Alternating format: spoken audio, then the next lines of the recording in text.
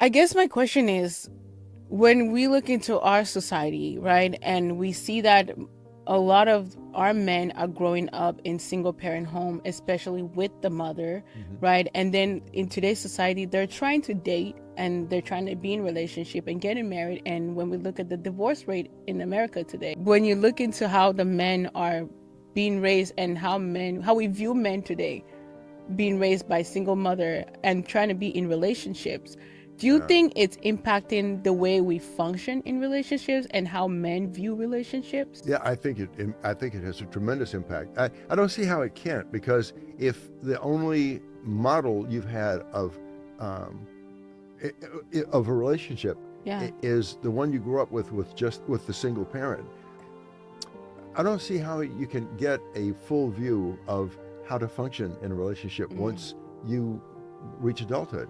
I was very fortunate. My dad, I grew up poor, as you know. You read the book. Yes. And my dad was a laborer, and he worked really physical, hard work every day. But when he came home, I observed this as a young child.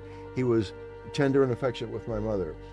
He would play with my brother and me and take us out and play baseball, basketball, whatever we were into.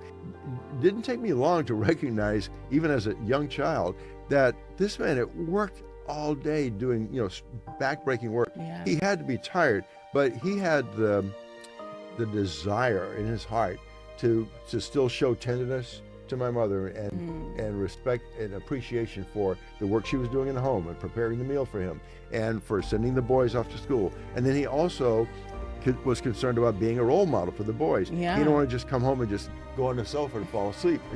He wanted to be involved in our lives. It took a lot out of him to do that, Hmm. but that's how much he loved us, and that's how much he cared about being a responsible father and being a role model.